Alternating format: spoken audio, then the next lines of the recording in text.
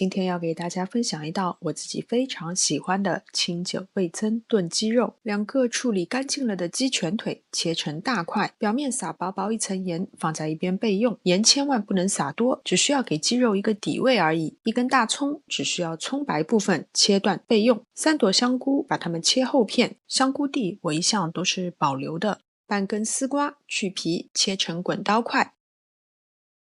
现在我们来准备酱汁，就是把屏幕上方所打出的食材全部混合拌匀，酱汁就调好了。锅中烧热适量的食用油，鸡块、鸡皮向下放入锅中，用中大火把鸡皮都煎至微微焦黄，然后把鸡块推到一边，加入1大勺蒜蓉、葱段和香菇片，爆香以后就把它们和鸡肉混合翻炒几下，倒入刚刚准备好的酱汁，关上锅盖，中大火煮5分钟。5分钟后加入丝瓜，再次关上锅盖，继续煮5分钟。味噌的浓郁和咸鲜与清酒的细腻和芬芳搭配在一起，真的是非常出色。最后就开着锅盖，用大火把汤汁收到略微粘稠，试一下味道，觉得合适了就可以出锅装盘，在表面撒适量的熟白芝麻，就可以开动啦。清酒可以帮助提升味噌的风味，增加菜肴的层次感，同时清酒的清爽口感又能够缓解味噌的浓厚，使整道菜的味道更加的和谐。所以清酒不是只能拿来佐餐，直接入菜也是一绝。鸡肉充分吸收了清酒的米香和味噌的咸鲜，口感鲜嫩，风味独特，真是一道下酒又下饭的好菜。今天的视频就到这边，非常感谢大家的观看。喜欢我的视频，请记得点赞、分享和关注我的频道。我们下次再见。